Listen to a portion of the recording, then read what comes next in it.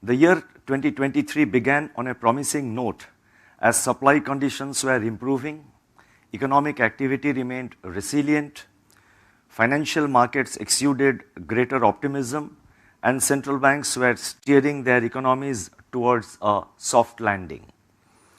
In just about a few weeks during the month of March, this narrative has undergone a dramatic shift. The global economy is now witnessing a renewed phase of turbulence with fresh headwinds from the banking sector turmoil in some advanced economies. Bank failures and contagion risks have brought financial stability issues to the forefront. Given the stubbornness in inflation, central banks continue to tighten monetary policy, although at a reduced pace. Inflation globally has moderated in the recent months, but its descent to the target is proving to be long and arduous. The former chairman of the US Federal Reserve, Alan Greenspan, had once said, "Uncertainty is the defining characteristic of the monetary policy landscape." This he was saying in an era of great moderation and in more normal times compared to today's situation.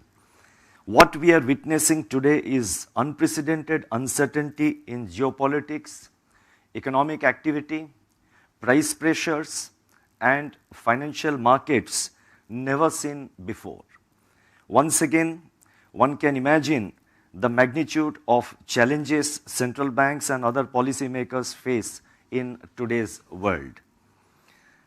The Monetary Policy Committee met on 3rd, 5th, and 6th April 2023 and assessed the macroeconomic situation and its outlook.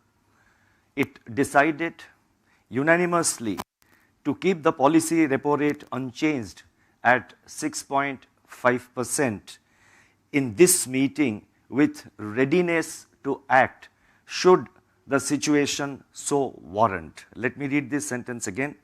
The Monetary Policy Committee decided unanimously to keep the policy repo rate unchanged at 6.5% in this meeting of the MPC with readiness to act should the situation so warrant.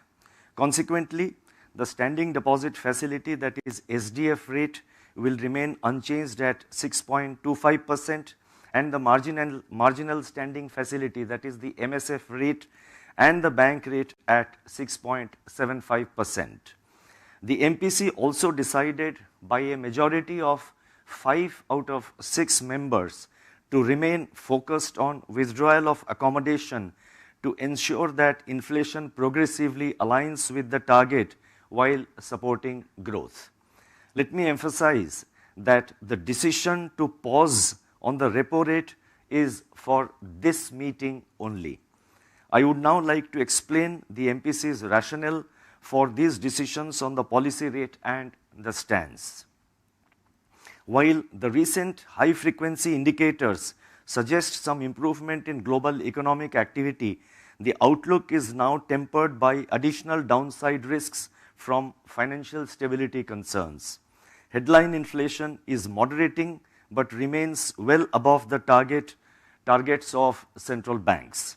These developments have led to heightened volatility in global financial markets as reflected in sizable two-way movements in bond yields. Fall in equity markets and the US dollar shedding its gains from its peak of September 2022.